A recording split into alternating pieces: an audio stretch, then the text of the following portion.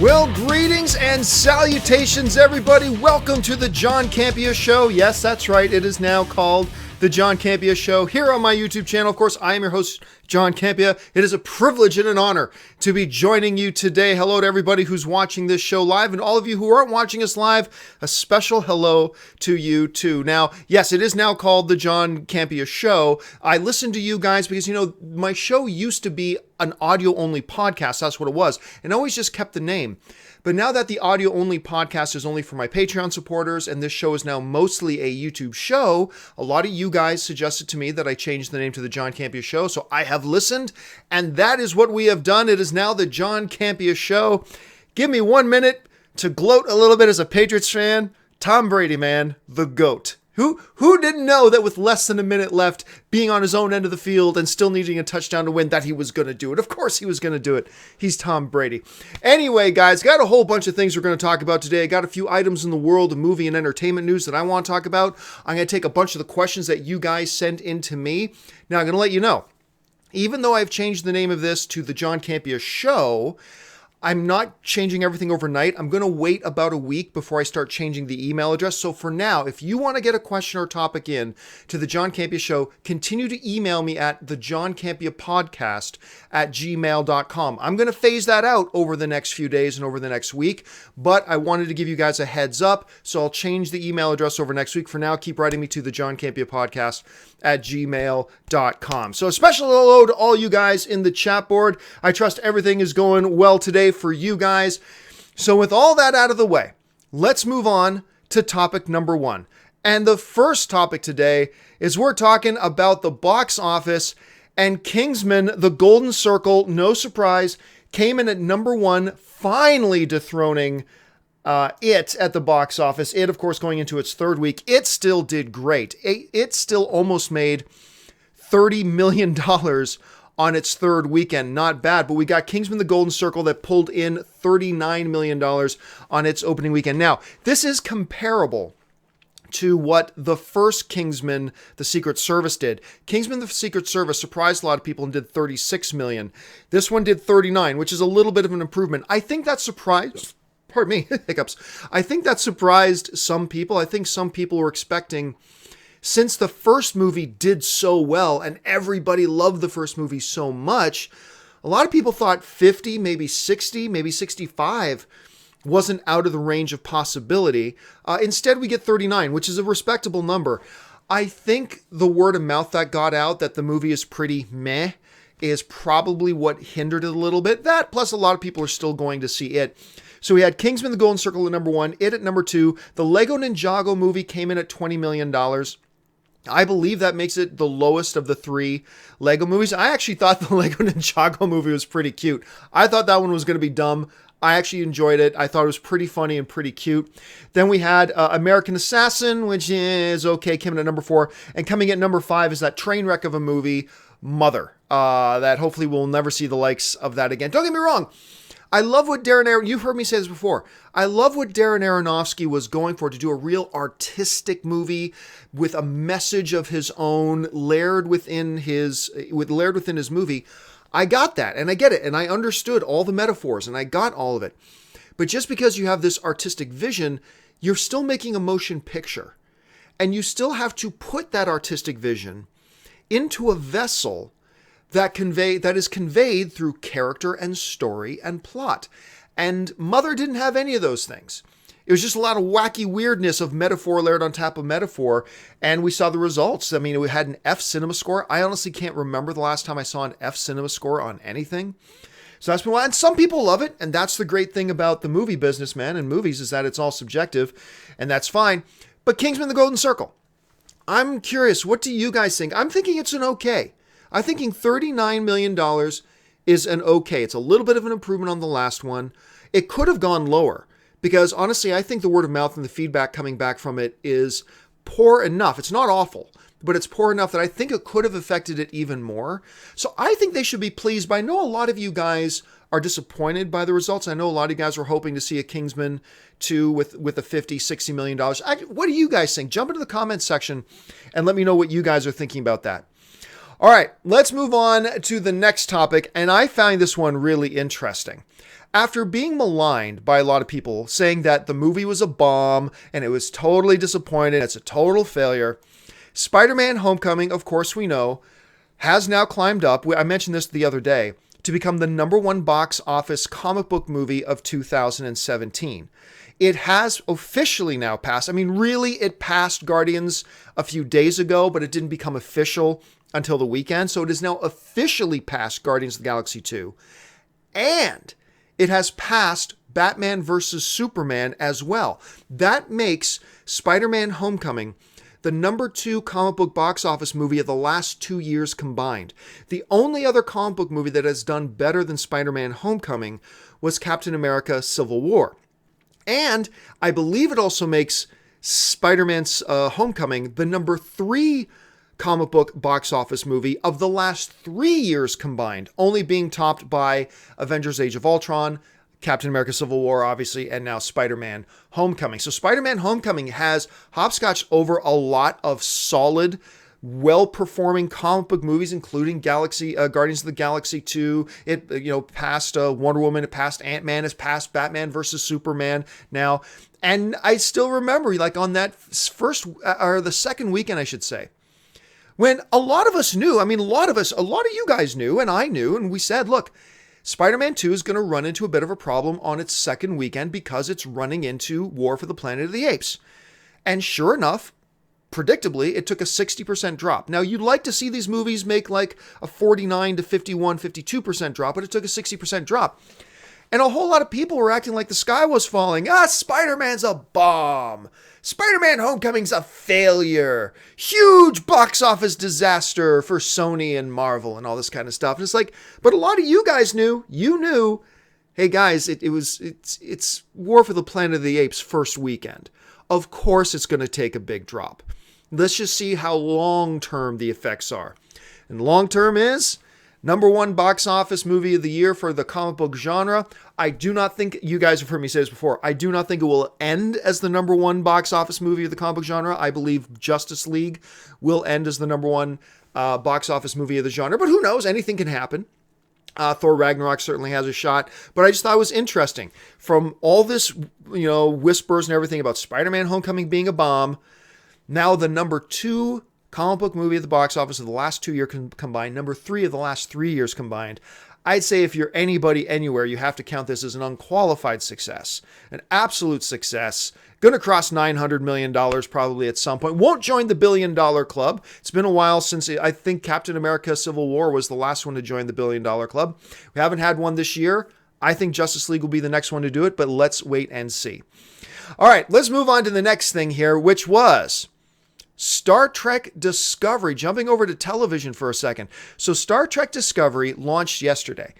They put their first 2 episodes on CBS All Access. That's the streaming service that you have to pay for.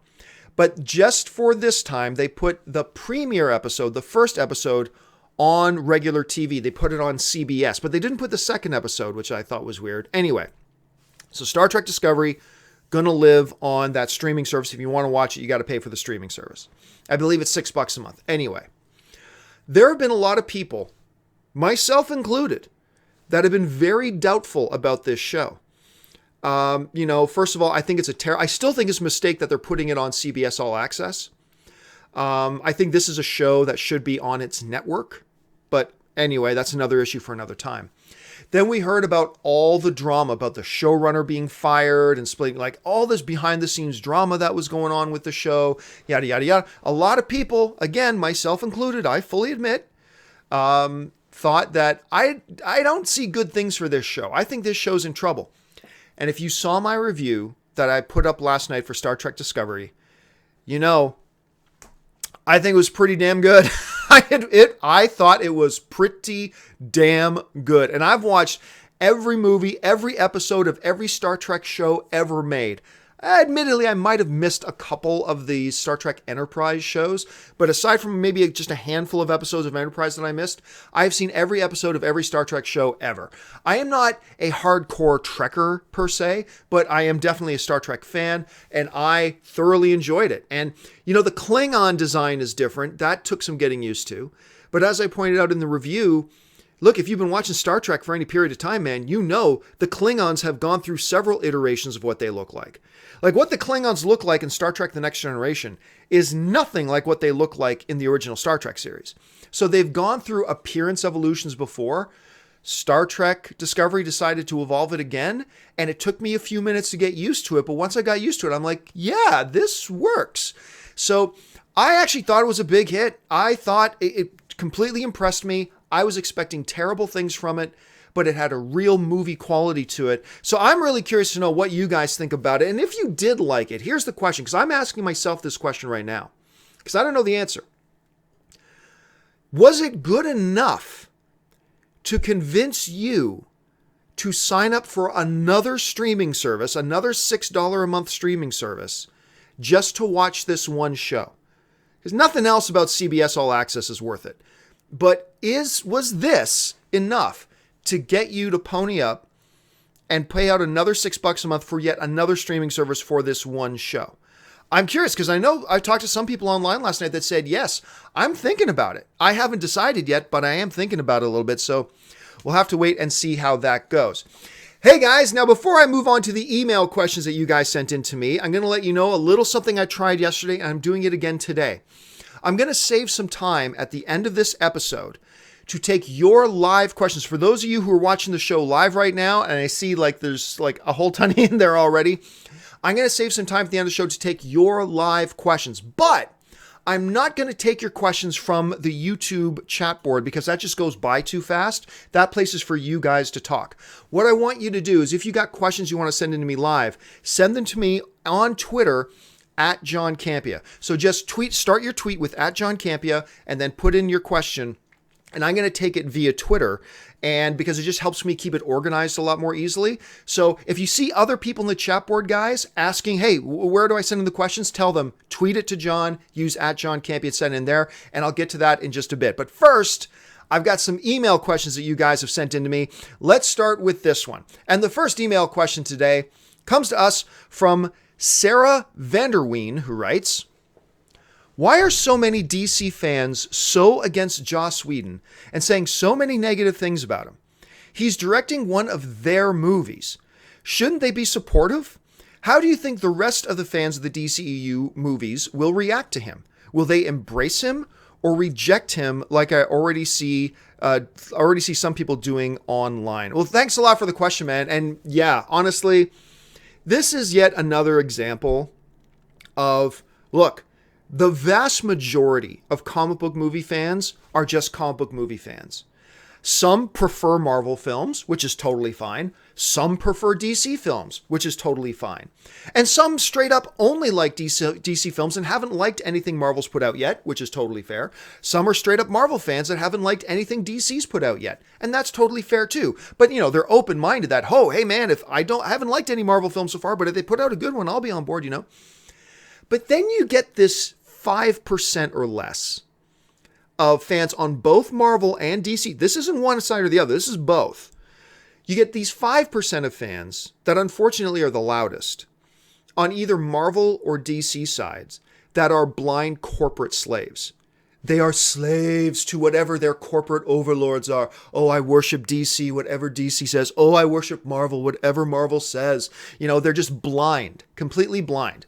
And they're completely closed-minded and whatever, and they're just slaves. Again, nothing wrong with the fans who are DC fans, haven't liked anything Marvel's put out yet, but there are this toxic, cancerous group of fans that define themselves. You've heard me say this.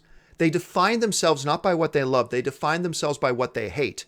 To be a DC fan means you must hate Marvel. To be a Marvel fan means you must hate DC. Toxic. Absolute toxic nonsense. And, you know, idiotic. Completely idiotic way of looking at things. Then there are those of us who just enjoy life and like the good movies that both sides put out. Anyway, you would think that Joss Whedon, who, this is not subjective, all film is subjective, but this fact I'm about to give you is not subjective. This guy, Joss Whedon, the director of the not one, two most successful comic book movies of all time, has come over to to direct for DC. And I'm telling you what, I got real excited about that. I thought that was great. And maybe I was just being naive. I thought the vast majority of even these blind corporate zombie fanboys would have been celebrating and dancing around piñatas at this point. Instead, they are so entrenched in their defining themselves by what they hate. They're so entrenched with negativity and hate that even though Joss Whedon is now one of them, they turn on their own. And I'm like, oh my God, Justice League? Are you kidding? We're going to get the visual storytelling talents of Zack Snyder combined with the narrative and dialogue talents of a Joss Whedon? This is amazing. I cannot wait for Justice League. Instead, you get these people sticking their heads and saying, no, nothing's being changed. Joss Whedon's not doing anything. He's just kind of sweeping up. He's not doing anything. I don't want him to touch this movie. And it's like, oh my God, guys, come on, lighten up. Lighten up. And yeah, it has been really shocking to see. Because honestly, I thought they would still react toxically, but I thought the toxic reaction would be the opposite. I thought the toxic reaction would have been, ha ha, Marvel fans. Joss Whedon knew to get the hell out of Marvel and he's come over to the winning side to DC. Like, I kind of thought that would be the reaction. Instead, it's been completely the opposite. We don't want him. It's like, he's the most successful comic book movie director of all time. What are you talking about? You don't want him. Of course you want him. He's great. He's going to make Justice League awesome. If it wasn't already going to be awesome, he's going to make it even better because you're combining all these talents now. Anyway, but yeah, there has been a lot of negative reaction. Now, how do I think the majority of DC fans are going to be reacting to him? Honestly, the way I've seen it so far is I think the majority of DC fans and comic book fans in general has been that of caution. And that's fair. Caution is fair because this is a messy situation caused by an unimaginably tragic situation that happened to the Snyder family. It's a very awkward situation through nobody's fault. Nobody's fault at all. It's just that this tragic situation is in place that caused, Zack to step away. He's not involved with the movie anymore. Joss Whedon come in. And, I think good things can come of it. But, it's a tragic situation. So I think the vast majority of DC fans are quite intelligent. And even the Marvel fans and the general comic book fans, quite intelligent. They're looking at it with caution. Look, everybody knows, just because of unforeseen circumstances and the mixing and the matching, and the changes and all that kind of stuff, could it be bad? Yes, it could. Sure, it could. I'm not going to deny that it could be bad. Anything could be bad. Thor Ragnarok could be a total disaster. Avengers Infinity War could be a disaster. Anything could be a disaster. Justice League could be a disaster. I happen to think, though, that's going to be a winner, and you've heard me say that. And I honestly think that's what most comic book fans and DC fans are going to feel. I think they're going to be cautious, but cautiously optimistic going into it, because I think we're in for a winner of a film. I really do. I think we are in for a winner of a film. I'm very excited to see Justice League. I hope most of you guys are too, and we'll just kind of see how that all comes about. All right, thanks a lot for the question, man. We move on now to the next question. And the next question today comes to us from one of my Patreon supporters, Jeremiah Sneed, who writes, do you think without an established Batman history on screen in the DCEU, that is, could Matt Reeves try adapting The Long Halloween? I'd love to see this epic tragedy come to life on the big screen. Yeah, for those of you who aren't steeped in the comic book stuff, Long Halloween is one of the more celebrated Batman story arcs ever. And all you have to do is read the first issue to really get why. It takes place over a full calendar year, all that kind of stuff. And there have been people before you even, Jeremiah, saying, would love to see The Long Halloween portrayed on the big screen. But honestly, I'm not so sure about that. At least not in the current circumstance. Like you pointed out, has there been a long enough Batman history? Because I would contend, and I want to know what you guys think, because maybe you disagree with me, and I'm open to having my mind changed with a good argument.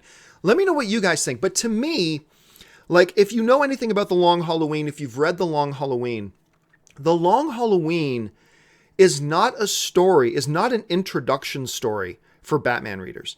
If you don't really know anything about Batman, or you haven't been a Batman reader, or don't know a lot about the Rogues Gallery and the background mythology of Batman, reading The Long Halloween could be daunting and it could lose you because there's a lot of characters that come in and out of there. Like whether you're talking about Solomon Grundy, you're talking about Joker, you're talking Harvey Dent. They're obviously like you've got a lot of characters that you need to know a lot about already going into it and reading it.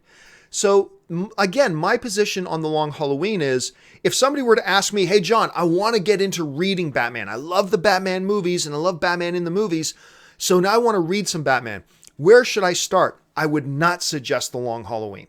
Long Halloween's not a way to start. And since that's not a way to start, I don't think that's the way you start a new film arc either. I don't think Matt Reeves comes out with A Long Halloween. Is it a great story? Yes, but it's not one you begin with. I think like The Long Halloween is kind of like a story arc you do like Logan. When Logan has been around for a whole bunch of years in the movies, everybody now knows Logan, so you can do a Logan movie and do certain things in that movie that the background of the character pulls on the emotional heartstrings of the audience and works better. I just don't know that Batman The Long Halloween is something you can do that with right off the bat. But I know maybe you guys have like completely different ideas about that. Maybe you think, yeah, absolutely, you can start with The Long Halloween. I think it's something that's for the more advanced Batman reader, for somebody who knows Batman and the background of him. I don't think it's something you can start out of the gate with. Just my thought, but anyway, that's what I think. All right, let's move on to the next question. And the next question today comes to us from Gabriela Garavet, who writes, hey, John, greetings from Finland. Well, hello, my viewers in Finland. What are your expectations for Blade Runner 2049, critically and financially? Love the podcast. Keep up the great work. Well, thank you so much for the question, Gabriela. Look, here's the thing. Everybody knows I wasn't that excited at first about Blade Runner 2049 because I'm one of those rare, you've heard rumors about people like me. I'm one of those rare people that I did not like the first Blade Runner. Sorry.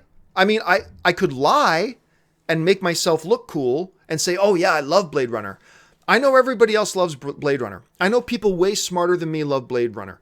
But you will always get, no matter what, popular or not, you will always get my honest opinion. And I've never been a big fan of the first Blade Runner. I know, crazy, it's insane. But come on, we all have those movies that everybody loves, but we don't like. And that's mine. I just happen to get on air and admit it. That's the only difference between everybody else and me. And so, yeah, so I wasn't all that excited. But then you find out who's directing it. You Denis Villeneuve's coming in and directing it. And you got incredible talent. I think Ryan Gosling's a hell of an actor. You got Harrison Ford back in there. You got the Joker in there, Jared Leto.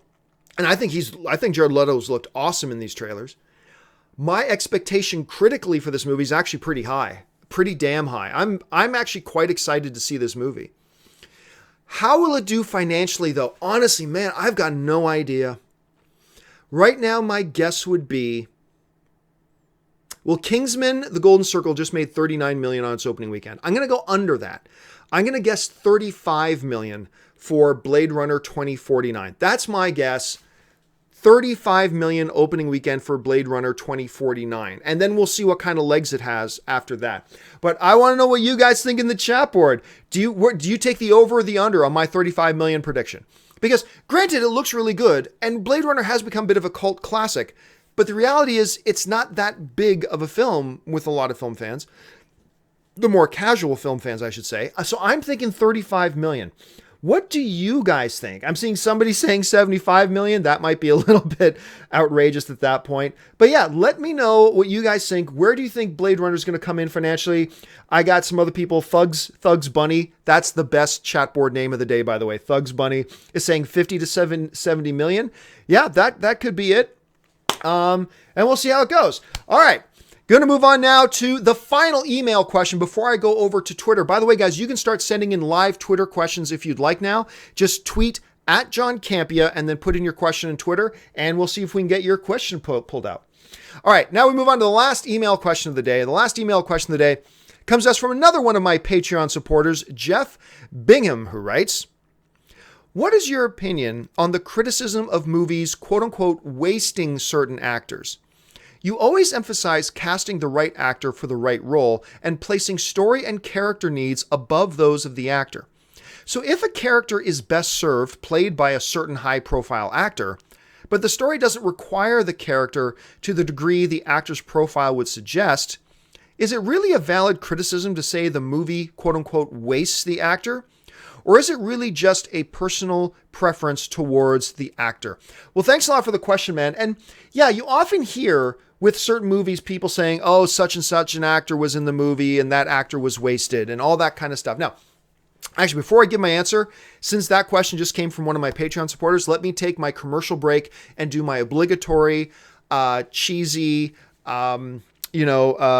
cheesy kind of self-plug here, self-promotion, and talk about my Patreon page. You know, my videos and everything, my whole channel is made possible by my Patreon supporters. You can see the URL there, www.patreon.com/John Campea. Go check out that URL to get some more information. We have audio-only podcasts exclusively available to our Patreon supporters. We do Patreon supporter exclusive podcasts. We have an exclusive Facebook group. We have exclusive chats. We do a whole bunch of stuff over there. So go to patreon.com/John Campea. Check it out and see maybe if you enjoy this programming, want to become one of our supporters. And if so, awesome. And if not, that's totally fine too. I'm just happy you are here to be a part of the discussion.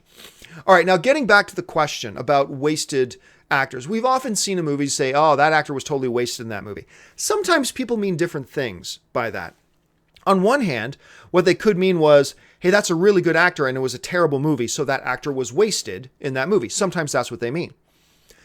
But I think what the question is really about is the times when you have a great actor in a movie who's only got a small role and you think, oh, well, that was a waste. It was a waste to have that actor there and only play that role. And it's there's no black and white answer to that, I don't think. I think it all depends on the situation and the scenario. So, for example, if like you have a small role and you put in Robert Downey Jr. in a small role, but the role wasn't an important one and the role didn't have huge dramatic range to it, then yeah, I kind of feel like the role was wasted, or having Robert Downey Jr. in there was a waste. Because any other actor of a certain caliber of talent could have played that role perfectly fine and perfectly well. It was a waste to have Robert Downey Jr. do it. Or take this example here, Natalie Portman, one of the great actresses in the business today. She's absolutely one of the great actresses in the business today. But her in Thor? I mean, the character never did anything. I mean, there was nothing relevant there that required an actress of her caliber. Just a lot of cheesy nonsense. It's like, okay, if you wanted the character to be that, you could have gotten somebody else, because having an actress the caliber of Natalie Portman in it just highlighted how bad the character was. Whereas maybe if you had another actress in there that wasn't as high profile as Natalie Portman, who could have pulled off the character just as well because there wasn't a lot to the character in the first place, then maybe it wouldn't have been as obvious. Maybe it wouldn't have been as noticeable to audiences that this is not a very good character to start with, which is probably one of the reasons we're probably never going to see her in these movies again. So I think that's what most people mean most of the time. But absolutely, I'm with you.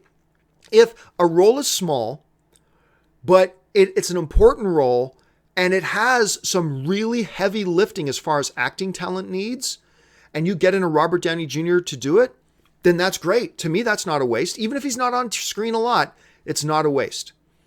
You know, sometimes you'll hear also fans not talk about a waste of an actor, but a waste of a character. It's like, oh, they wasted that character, like Darth Maul. It's like you had this incredible character, the only thing that most people liked about The Phantom Menace, and you only had him on screen for a few minutes, and then poof, you kill him off. Apparently kill him off. We all know he comes back. So sometimes people mean it like that. All right, guys, with that out of the way now, I am going to go now to my Twitter board. I'm going to pick out some tweets here that you guys have sent in to me, and we'll see how this goes. And we will start off with, let's go with this one. First tweet we're going to take today is from AClay19, who writes, John, best and worst acting performances of 2017 so far. Well, I mean, I don't like these kind of questions because these are questions that require me to think about it for a minute. Off the top of my head, I'll go on best acting performances. Patrick Stewart in Logan, I think, is probably the best performance of the year so far. Damn it, what's the kid's name? Will Poulter. Will Poulter in Detroit is one of the best performances this year. Hugh Jackman in Logan. And Emma Stone in Battle of the Sexes. To me, and Hawkeye, Jeremy Renner in Wind River. So those ones. So Jeremy Renner in Wind River, Patrick Stewart and Hugh Jackman from Logan, Emma Stone in Battle of the Sexes, and Will Poulter in Detroit. Those are the big standout performances so far this year.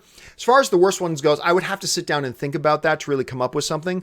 But yes. Anyway, let's pull up the next question. And the next question from you guys on Twitter comes to us from rdrago66, who writes, Jessica Chastain, Rooney Mara, and Saoirse Ronan have all been nominated twice for actors but haven't won. Who will win theirs first? Really nice question. I'm a big fan of all, and honestly, off the top of my head, I didn't know Saoirse Ronan had been nominated for an Academy Award twice. I knew there was once. I didn't realize she was twice. Anyway, I fell in love with Rooney Mara in Girl with the Dragon Tattoo. I thought she was great. But I'm going to go Jessica Chastain. Jessica Chastain is, I say, she reminds me a lot of Daniel Day-Lewis, with her ability to completely become completely different characters at the drop of a hat, no matter what. And on screen, she can take her emotion from the happiest and giddiest to the darkest and most frightening in like 0 to 60 in 3 seconds. You know what I mean?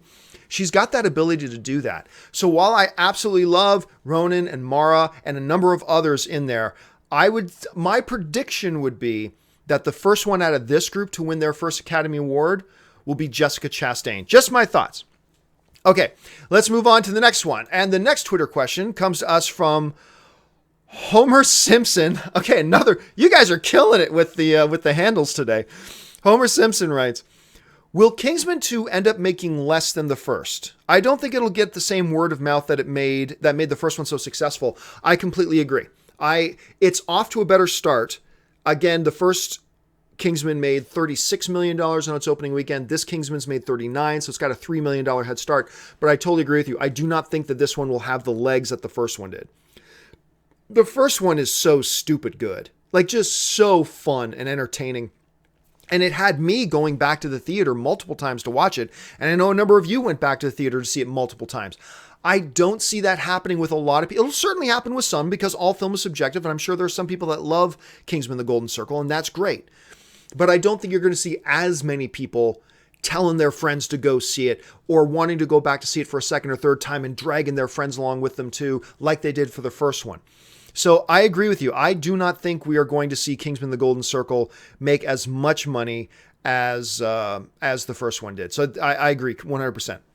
All right, let's move on to the next Twitter question now. Also coming in from R. Drago, who writes, the X-Men producer said they were in no rush to recast, but how long do you think it will be before we get a new Wolverine? Honestly, I don't even think we need to think about it right now. We're still basking in the glory of Logan, that I haven't even really honestly started to think about what could be their strategy. When will they bring us another Wolverine and all this kind of stuff? So I don't know. I mean, literally, they could announce a new one next year. Maybe they'll wait 5 years. I mean, I really don't know.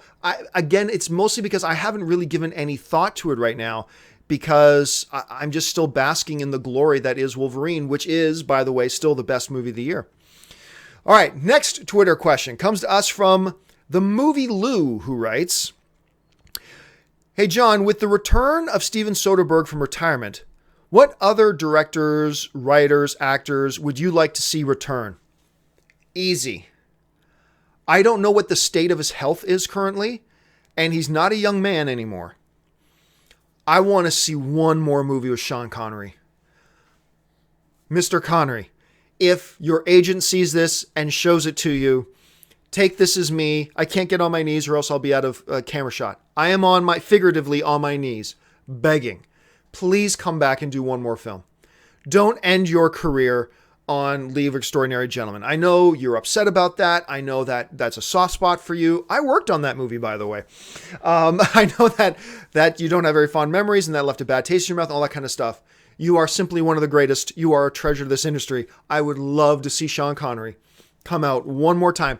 Play the head of the United Nations. Play the head of a Secret Service agency or whatever. Make him, Q or something now. I don't know.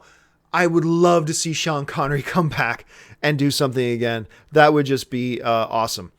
All right, next one comes to us from Reynard City, who writes, John, incidentally, my feeling is the most underrated director in recent times is Rob Reiner. Rob Reiner is a genius. Rob Reiner is amazing. He's fantastic. And he's done some of the most treasured, wonderful films of all time.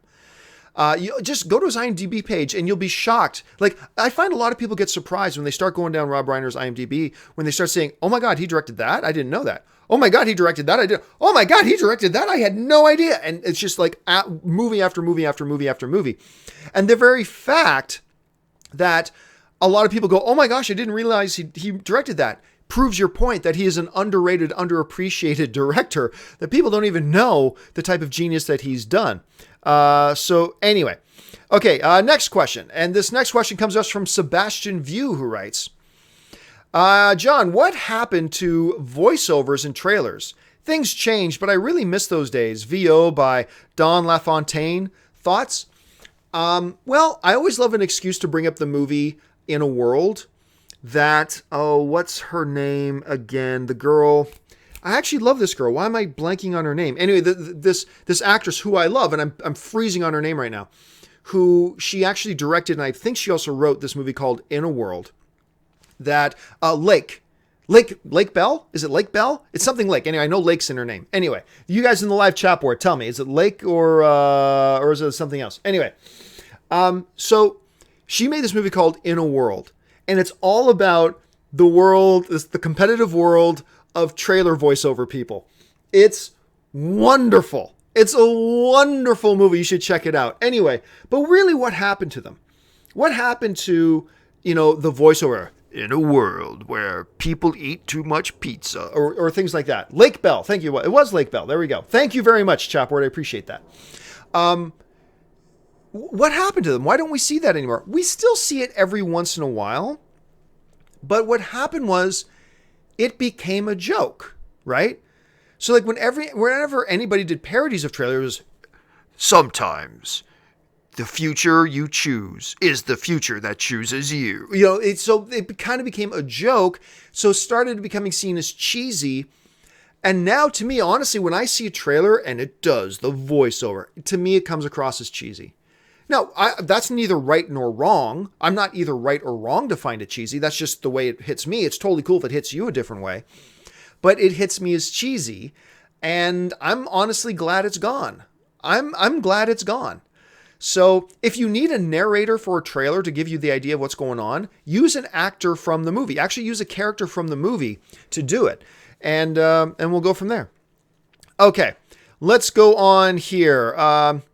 Sonic Sith writes, John, what is the worst movie to make over $1 billion? Well, again, this is one of those questions that would require me to actually do some research, but worst movie to make over $1 billion. We've had, I believe, 31 movies make over $1 billion. I think the worst one to do it, it's going to have to be a Transformers movie, I think. Let me run down here. I'm going to go Transformers. Transformers. Yep. Pick a Transformers movie. The Transformers is Transformers Age of Extinction. I believe is the worst movie to make over $1 billion. Transformers Age of Extinction. It's even worse than Dark of the Moon. A couple of Transformers movies have made over $1 billion. Transformers Age of Extinction made $1.1 billion. Did not deserve anything over $25. Did not deserve anything over $25 in my personal opinion. But that is what it is. So that's what I think is the worst movie making over $1 billion. What do you think is the worst movie ever to be in the $1 billion club? Let me know. Okay, let's see. And we'll take just a couple more. This one comes from The Rock is Born, who writes, how much would Spider-Man Homecoming have made if it was Spider-Man 3 instead? Oh my gosh. How much money would Spider-Man Homecoming have made if it was like the third? So let's go back in time. Spider-Man is a super hot property. Spider-Man 2 had just come out, one of the greatest comic book films of all time, Spider-Man 2, with Doc Ock. That movie was amazing. And everything's red hot. And then comes Spider-Man 3, which is a bad movie, and it still makes tons of money completely based on how good the franchise had been up till that point. If you had made Spider-Man 3, the movie, the quality level of Spider-Man Homecoming, and that was the film to follow up Spider-Man 2, I'm going to go 1.3 billion. 1.3 billion. I say Spider-Man Homecoming, had it been the third film, the Spider-Man film that followed up Spider-Man 2, I say Spider-Man Homecoming would have cracked the top 10 all time. It would have cracked the top 10 all time. I don't think it would have been higher than Avengers Age of Ultron at 1.4, but I do think it beats like Frozen at 1.2. I think Spider-Man Homecoming, had it been in that place that Spider-Man 3 was in, I think Spider-Man Homecoming hits 1.3 billion. So not double what it's at right now. Not at all, but maybe like another 40% more. I really do think that is a possibility. Let's see here. This one comes from Elijah Yua A, who writes, should Warner Brothers stick to their own people and hire Denis Villeneuve, Christopher Nolan to do Akira? I don't think you're going to see anybody doing Akira anytime soon. I think Ghost in the Shell has spooked a lot of people and creeped them out about the idea of doing that type of a movie. Akira will probably get made, but I could be wrong. I could be dead wrong about this. This is not insider information. I'm just guessing off the top of my head. I have a feeling you're going to see the studios be very, very cautious about Akira at this point. And honestly, I don't know that it's going to happen anytime soon. And I think all of that has to do with Ghost in the Shell. I think Ghost in the Shell is the reason for that. Let's see. I'll take one last question. I'll take this one here. This one comes to us from Stanton Cruz, who writes, VFX outstanding, but played like a room full of actors preaching about, I don't even know which what you're talking about. So I can't take that one. Let's see. This will be the last question today. Come to us from RyXN8 writes, John, will you take the Star Wars belt off Knapsack? Talking about, of course, the movie Trivia Schmodown. Of course, the Star Wars belt was given out at Star Wars Celebration. It was a 4-way battle between Ken Knapsack, myself, Sam Witwer, who for some reason people made the favorite. I don't know how you make him the favorite. Anyway, Sam Witwer, and I'm forgetting the girl's name from Screen Junkies. I'm sorry, I'm brain freezing. I'm brain freezing on like Belle's name today. I'm brain freezing on this. Anyway, so ultimately it came down to me and Ken. And we went to quadruple overtime. We were tied, then we did an overtime round. Still tied. And then he finally beat me on some stupid animation question. And it was totally unfair because Ken had just had the guy on one of his shows like a month earlier. The answer to the question was the guy who was just on Ken's show. And that's what I lost on. I lost on who did the voice of this particular character in this animated thing. And that's what I lost on. So if I ever go back to the movie Trivia Schmodown, I haven't decided if I am or not. I'm certainly not going back anytime soon. Like I've explained that before. I want to give a lot of time so that all the attention, and I don't want the attention to be on me over there with those. I want the attention to be on those guys there now and what they're doing. But if I ever go back, yes, I will easily take back the belt from Ken Knapsack. And if Sam Witwer ever wants to go again, let me know anytime, Sam. I'm ready to go. All right, guys, that will do it for me for this installment of the John Campea podcast. Oh, see, it's still in my brain. It's not the John Campea podcast anymore. It's the John Campea Show. Yay! Even I'm going to get this wrong every once in a while for the next week or so. Thank you so much for joining me. Again, I cannot emphasize this enough, guys. What an honor and a privilege it is that you guys would take some of your time in your day to come and hang out with us and talk about movies and TV and some of our favorite stuff. Hey, guys, do me a favor. Let me know what you think about this brand new Twitter setup that I've been doing. I've now set up a system where I can actually get your Twitter questions. They're lined up nice and organized for me, and I can actually bring them up on screen so you guys can see the questions.